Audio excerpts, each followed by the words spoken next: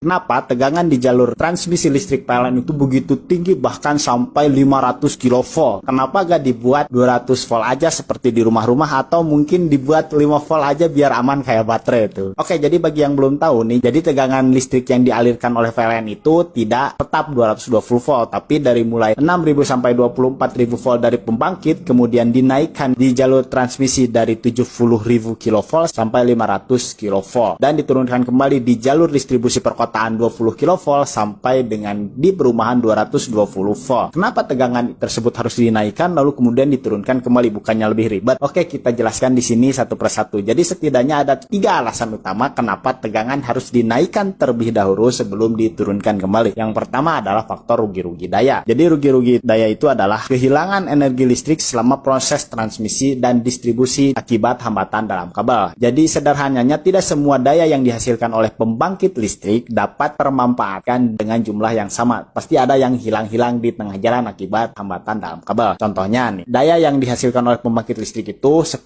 watt dengan tegangan 1000 volt dan panjang kabel sekitar 10 km dan anggapan saja hambatan kabelnya itu 10 ohm. Arus sama dengan daya dibagi tegangan, yaitu 10.000 dibagi 1000 volt, maka hasilnya adalah 10 ampere. Maka rumusnya adalah daya rugi sama dengan I kuadrat dikali R sama dengan 10 kali 10 kali 10 sama dengan 1000 watt. Maka daya yang diterima oleh konsumen adalah 10.000 dikurangi 1000 sama dengan 9.000 watt. Kita coba naikkan tegangannya menjadi 10 kV. Maka arus listrik sama dengan 1 ampere. Nah, dengan arus 1 ampere ini, maka rugi tegangannya adalah 1 kali 1 kali 10 sama dengan 10 watt. Maka daya yang diterima oleh konsumen adalah 9.990 watt. Nah, itu adalah alasan pertama. Lalu alasan kedua adalah menghemat biaya kabel, di mana semakin besar tegangan, maka akan semakin kecil arus, di mana semakin kecil pula ukuran luas penampang kabel yang dibutuhkan dan itu akan menghemat biaya operasional dan juga biaya perawatan ya. Lalu alasan yang ketiga adalah meminimalisir tegangan drop. Tegangan drop adalah hilangnya tegangan saat listrik mengalir melalui kabel yang panjang. Kalau tegangan terlalu rendah saat transmisi, maka tegangan di ujung kabel akan turun yang sangat drastis ya, dan gak cukup untuk menghidupkan perangkat elektronik. Nah, dengan menaikkan tegangan ini, tegangan drop bisa diminimalisir. Jadi itulah 3 alasan utama. Mungkin ada alasan lainnya atau beberapa koreksi, silahkan koreksi di kolom komentar. Terima kasih.